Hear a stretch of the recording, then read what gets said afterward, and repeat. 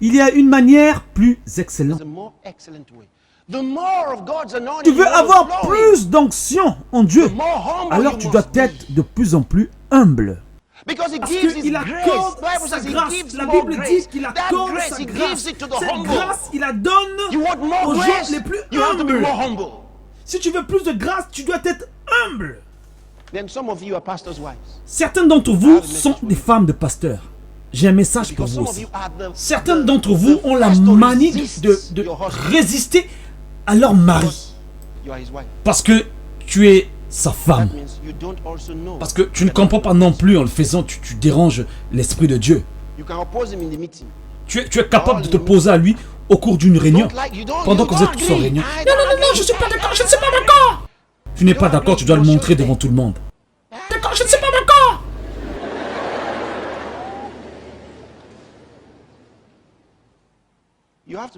Tu dois faire très attention. Vous devrez faire très attention. Si tu ne respectes pas... Tu sais que signifie mari? Non, je pense que beaucoup d'entre vous ne le savent pas. Je pense que le mari veut dire partenaire masculin dans le mariage. Non, sérieusement, c'est ce que vous croyez? Vous pensez que mari veut dire partenaire masculin dans le mariage. Mari ne veut pas dire le partenaire masculin dans le mariage. Mari veut dire maître. C'est ce que ça veut dire. Pas le partenaire masculin dans le mariage.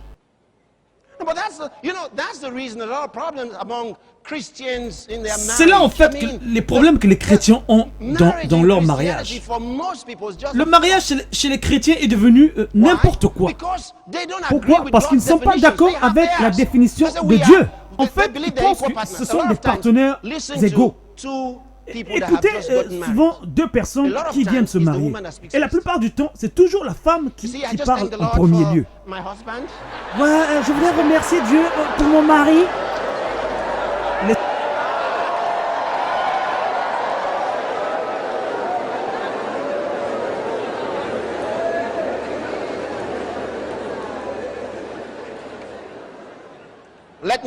Laissez-moi vous dire quelque chose. Laissez-moi vous dire quelque chose. Si tu veux vivre selon la Bible, selon les Saintes Écritures, alors comprends ce que la parole dit. La raison pour laquelle que Dieu a créé la femme, c'est à cause de l'homme. Il a créé la femme à cause de l'homme. C'est pour cela qu'il a créé la femme. La femme n'était pas l'idée originale de Dieu.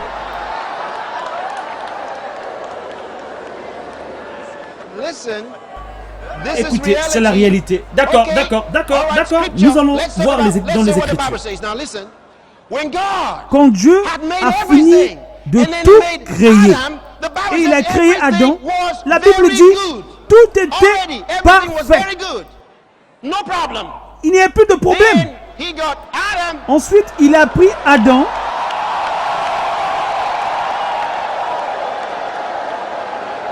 Écoutez.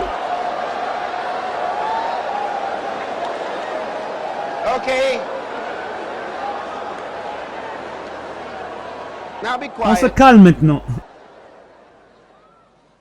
Laissez-moi vous dire quelque chose.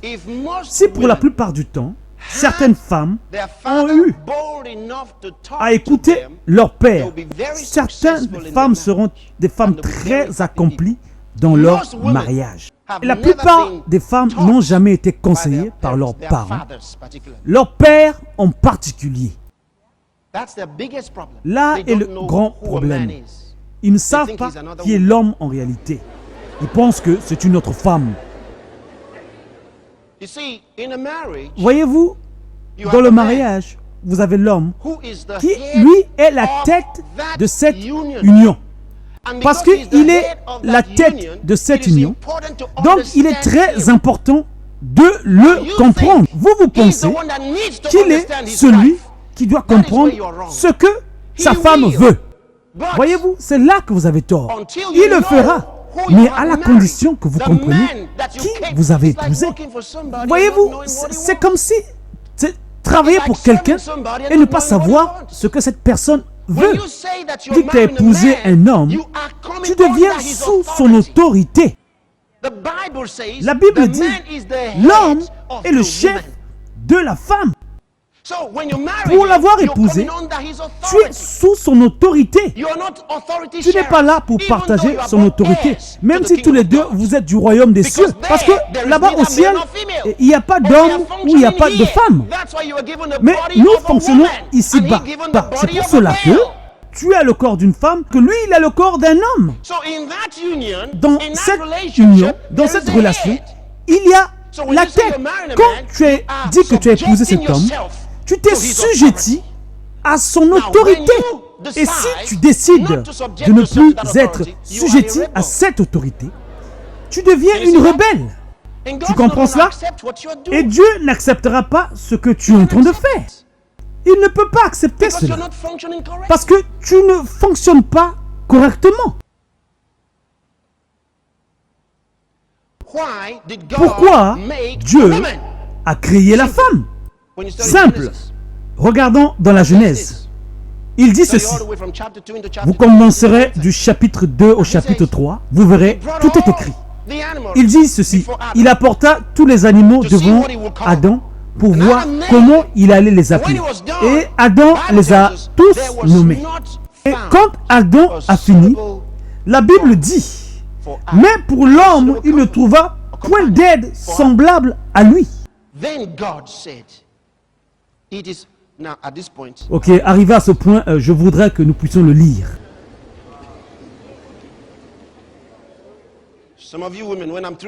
Certaines d'entre vous femmes, quand j'aurai fini avec cette prédication, vous serez toutes pressées d'aller vous marier.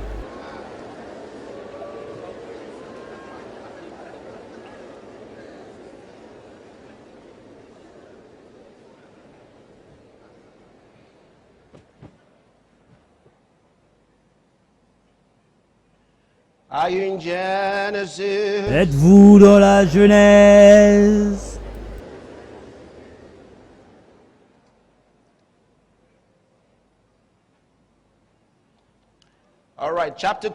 Ok, au chapitre 2. Genèse chapitre 2. Au verset 18. L'Éternel Dieu dit, il n'est pas bon que l'homme soit seul. Répétez le mot seul. Seul.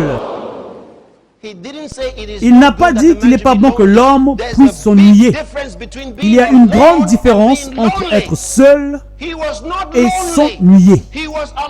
Il ne s'ennuyait pas. Quand il dit seul, seul à propos de quelque chose. Continuons. Et Dieu dit qu'il n'est pas bon que l'homme soit tout seul. Je lui ferai un partenaire. Allez-y, je vous écoute. Dites-moi. Est-ce que c'est un partenaire?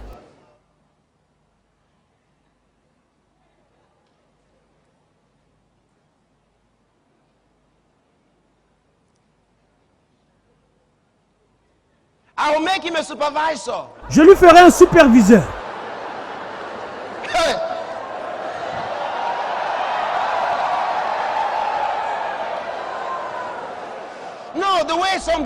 Des fois, tu vois un couple qui marche, tu vois un homme qui marche devant et tu vois derrière sa femme marche comme si elle qui supervisait tout.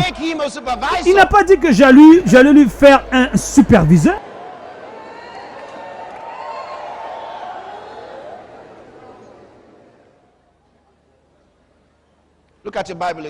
Regardez encore dans vos Bibles.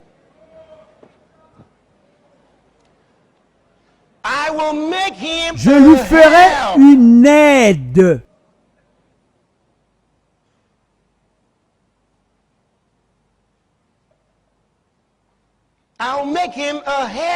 Je lui ferai une aide.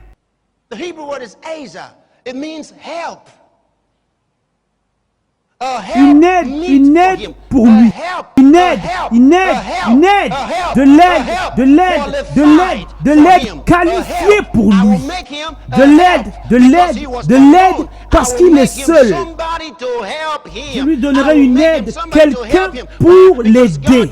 Je lui donnerai quelqu'un pour l'aider parce que Dieu l'a donné une responsabilité et il avait besoin d'aide. Pas quelqu'un pour lui dire quoi faire. Qu'est-ce qui se passe avec vous? Cela est facile à comprendre. Je ne pense pas que vous avez des problèmes.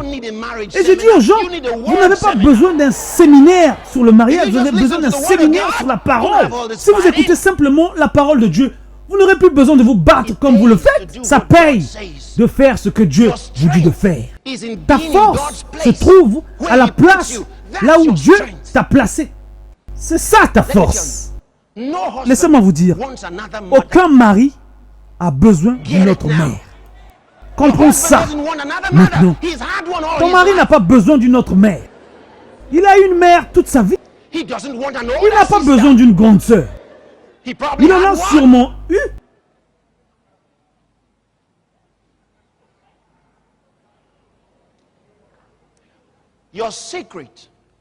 Ton secret est dans l'obéissance. Ton secret est d'écouter ton mari. Ton secret est de faire les choses qui lui sont agréables. Quand tu ne fais pas les choses qui sont agréables à ton mari, tu prends le rôle de sa mère, tu prends le rôle de sa grande sœur. Et qu'est-ce qui se passe automatiquement? Il te voit différemment.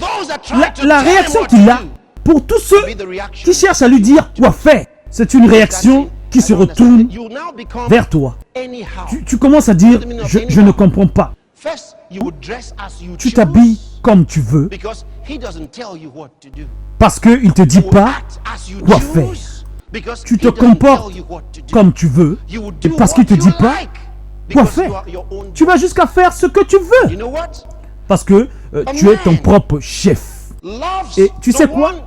L'homme aime ceux qu'il serve et ceux qui lui servent. Et il se bat avec ceux qui sont au même niveau que lui.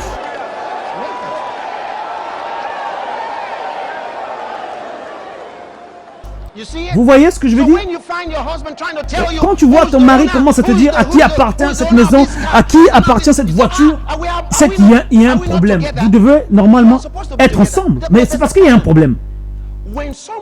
Quand une personne commence à te dire « je suis plus grand que toi », c'est qu'il y a une raison. Normalement, ça devait être visible. Ça veut dire que tu es en mode rébellion. Il essaie de remettre certaines choses en place par rapport à toi. Ne rends pas ta vie infernale. Écoute-moi. Pour être heureux dans ton mariage est la chose la plus simple au monde. Prends juste ton rôle. Prends ta place. Cette place que Dieu t'a donnée est la plus belle place. C'est la place de la paix. C'est la place où il y a de l'amour. C'est la place de l'excellence. Et quand tu comprends tout cela, tu vas te rendre compte, ce n'est pas un mari que tu as. Tu l'appelles mari, mais comme dit Jésus, il m'appelle maître, mais ils font pas ce que je dis. Une personne sage écoute la voix de la sagesse. Et il écoutera une voix sage qui se présente sagement à lui. Et chacun de nous rejette la voix qui lui est hostile. Je me rappelle d'un ancien homme de Dieu qui est venu habiter au Nigeria il y a quelques années de cela. Il disait, avant de mourir, et j'étais en réunion avec lui, et il a dit, la meilleure façon de détruire ce que tu dis est de chercher à enseigner celui qui t'enseigne. Et tu détruis toi-même ce que tu essaies de dire. Pour certains d'entre vous, quand ton mari a une idée, toi, tu dois te poser à cette idée. Même quand il dit, c'est ça, toi, tu dois être... Tu dois dire le contraire. Il y a certains maris qui sont comme ça. Ils ne veulent pas écouter certaines choses parce que leur femme elle a dit ça. Ils refusent cette idée parce que tu l'as contredit ou parce que tu as dit ça. Mais laissez-moi vous dire, ça doit être la façon à laquelle vous vous adressez à votre mari. Présentez-lui vos paroles ou ce que vous dites comme une suggestion. Une femme sage serait toujours une influence pour son mari. Celles qui seraient insensées seront toujours là, fâchées. Quand tu énerves ton mari, sache que tu deviens sa victime. Êtes-vous encore là? Apprends à écouter ton mari. Pratique-le. Dis-toi en toi-même, pratique-le. Là se trouve ta beauté. Et quand tu arrêtes d'écouter ton mari, toute ta beauté s'évapore. C'est quelque chose que peut-être tu ne sais pas. La beauté se trouve dans l'obéissance. Là où se trouve la gloire. Une fois que tu n'es plus obéissante, que tu racontes, que tu dis n'importe quoi à ton mari, ta beauté s'évapore. Tu te poses la question que tu es bien habillé, il ne voit pas ça. Il ne te regarde pas. Aujourd'hui, c'était pas à propos de ça, mais bon.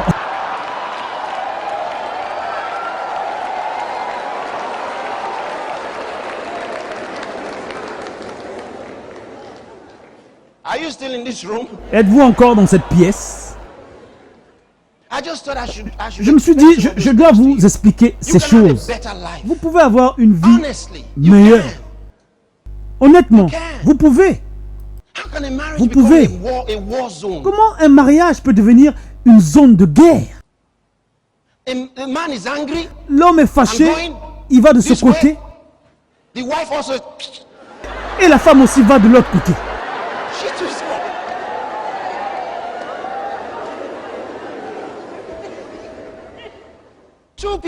Deux personnes qui sont censées prier ensemble. Ok, prions. L'autre s'agenouille de l'autre côté, l'autre s'agenouille de l'autre direction. La Bible dit, si vous vous comportez de cette manière, vos prières ne seront pas reçues. C'est ça, je sais, entre vous, vous ne voulez pas prier ensemble parce que vous ne voulez pas que les gens puissent entendre vos prières, que vous allez dire devant Dieu. Je fais ma prière, tu fais ta prière. Ça sont les gens qui sont supposés être mariés.